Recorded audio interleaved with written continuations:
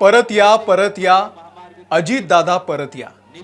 बारामतीमध्ये 24 तास सुरू असलेला हा टाहो अखेर शांत झालाय. उपमुख्यमंत्री अजित पवार अनंतात विलीन झाले. कायम जनतेसाठी धावणारे पाय कायमचे विसावले. अजित पवारांनी काय कमावलं हे शेवटच्या दिवशी महाराष्ट्राला दिसलं. टाहो फोडून रडणाऱ्या अबाल वृद्धांच्या अश्रूंना शब्दांची गरज नाहीये. अजित पवारांनी माणसं कमावली. आपल्या शब्दांनी लोकांना हसवणारे, कितीही बाका प्रसंग असला तरी वातावरण हलकं फुलकं करणारे दादा शेवटच्या दिवशी मात्र महाराष्ट्राला रडवून गेले.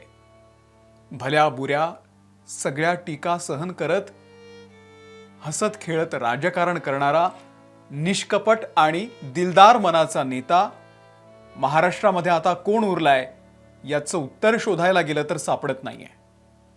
अजित पवारांच्या जाण्यानं ग्रामीण महाराष्ट्राच्या राजकारणाचा कणा कायमचा मोडलाय. आधी गोपीनाथराव, नंतर विलासराव आणि आता अजितदादा. सगळेच हिरे महाराष्ट्रानं एका रात्रीमध्ये गमावले. त्यांचं जाणं ही महाराष्ट्राची अपरिमित हानी आहे. अजित पवारांसाठी आज बारामतीमध्ये उसळलेला हा जनसागर काय सांगतो तर राजकारण फक्त पैशाच्या जीवावर केलं जात नाही तर ते माणसाच्या जीवावरही केलं जातं हे दाखवून देणारा महाराष्ट्रातला अखेरचा नेता आज आपल्याला सोडून गेलाय. अजित पवार गेल्यानं काय झालं हे देवेंद्र फडणवीसांच्या रडावलेल्या चेहऱ्याकडे बघून कळतं. अजित पवार गेल्यानं काय झालं ते काल पहिल्यांदा माध्यमांच्या समोर रडलेल्या शरद पवारांकडे बघून कळतं. अजित पवार गेल्यानं काय झालं तर राजकीय जीवनामध्ये एकमेकांवरती टीका करणाऱ्या राज ठाकरेंनी केलेल्या फेसबुक पोस्ट मधून कळतं. अजित पवार गेल्यानं काय झालं तर 90 पार केलेल्या सुरकुत्या पडलेल्या आजींच्या अश्रूंमधून कळतं. बारामतीच्या गल्ल्यांमधून धाय मोकलून रडणाऱ्या लहान मोठ्यांच्या वेदनेमधून कळतं. ग्रामीण महाराष्ट्राची कधीही भरून न निघणारी आज ही हानी झालेली आहे. आता या गावाखेड्यातल्या लोकांचा कोणता नेता उरलाय? अजित पवार हे मुंबईच्या मंत्रालयाच्या राजकारणामध्ये कॉर्पोरेट होऊ पाहणाऱ्या सिस्टममध्ये गावखेड्यातल्या लोकांना सामावून घेण्यासाठी लढणारे नेते होते. किती छोटी अथवा कितीही मोठी असू दे समस्या, दादा ऐकून घेत. कारण समस्या सोडवण्यापेक्षा दादांनी ऐकून घेतलं यातच लोकांना समाधान असायचं आणि दादांना सुद्धा ते ठाऊक असायचं. म्हणून अजित पवार हे शक्य तेवढा वेळ लोकांमध्ये राहत. सूर्य उगवण्याच्या आधी अजित पवार यांचा दिवस सुरू व्हायचा आणि मध्यरात्रीपर्यंत ते फक्त लोकांना भेटत असत, त्यांच्यासाठी काम करत असत. आज द्वेषानं भरलेल्या जातीपातीच्या राजकारणामध्ये, धार्मिक द्वेषाच्या राजकारणामध्ये दादा कधीच अडकले नाही ना कधी ते त्यावरती व्यक्त झाले. त्यांच्या तोंडी फक्त आणि फक्त कामाच्याच गोष्टी असायच्या. राजकीय सामाजिक जीवनामध्ये अनेक मान सन्मान मिळत असताना टीका आणि आरोपांना देखील दादांनी हसत खेळत सहन केलं. दादा चुकले नाहीत का?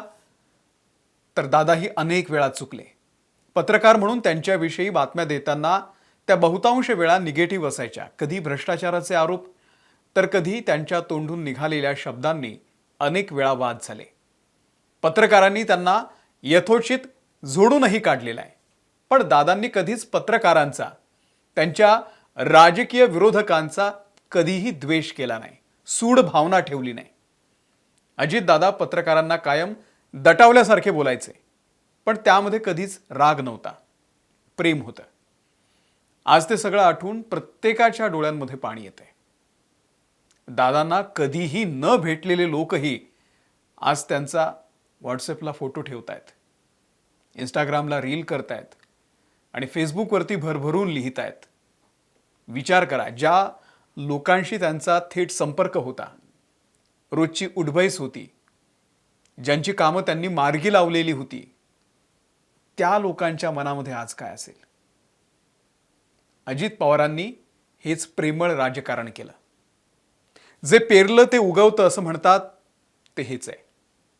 दादांनी प्रत्येकाच्या मनामध्ये खोलवर ही प्रेमाची जागा निर्माण केली होती. एकच वादा अजित दादा हे म्हटलं जायचं, कारण दादा शब्दांचे पक्के होते. दादांच्या जाण्यानं महाराष्ट्राच्या राजकारणामध्ये कधीही भरून न निघणारी पोकळी ही कायमची तयार झालेली आहे. ग्रामीण बाज असणारा, तो जपणारा, ग्रामीण भागातले प्रश्न, शेतकऱ्यांचे प्रश्न, कष्टकऱ्यांच्या वेदना जाणणारा हा नेता आता कायमचा गेलाय. खोटी आश्वासन देऊन लोकांच्या भावनेशी कधीही दादांनी खेळ केला नाही. जे आहे ते आहे, तोंडावरती थेट हो म्हणणारा आणि परखडपणे नाही म्हणणारा नेता फक्त अजित पवार होते. लोकांचे फोन उचलणारा, त्यांच्याशी बोलणारा, एका फोनवरती काम करणारा नेता गेला.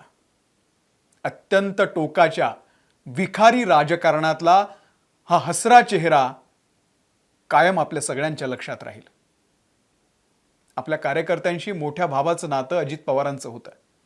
जेव्हा गरज पडेल तेव्हा दादा दगा देणार नाही, अर्ध्या रात्री सुद्धा ते धावून येतील, हा विश्वास त्या लोकांना होता. कामाचा माणूस कायमचा गेला. हे शल्य महाराष्ट्राच्या मनामध्ये कायम राहणार आहे. दादा हक्काचा माणूस होता आणि म्हणूनच लोकांच्या डोळ्यातले अश्रू थांबत नाहीयेत. बारामतीमध्ये अखेरचा निरोप देताना प्रचंड जनसागर उसळला. कोणालाही हुंदका आवरता आला नाही. दादांच्या स्पीडला मॅच करणारा नेता आता महाराष्ट्रात उरलेला नाहीये. स्वतः धावत पळत काम करणारे आणि अधिकाऱ्यांना सुद्धा पळवणारे दादा. कामाचा प्रचंड व्याप, पण दादांच्या कामाचा आवाकाही तेवढाच प्रचंड. त्यामुळे दादा तसे सुस्तावलेल्या सिस्टमला फार आवडणारे नव्हते. अधिकाऱ्यांवरती त्यांची जरब होती. कोण काय कायमचं राहणार आहे?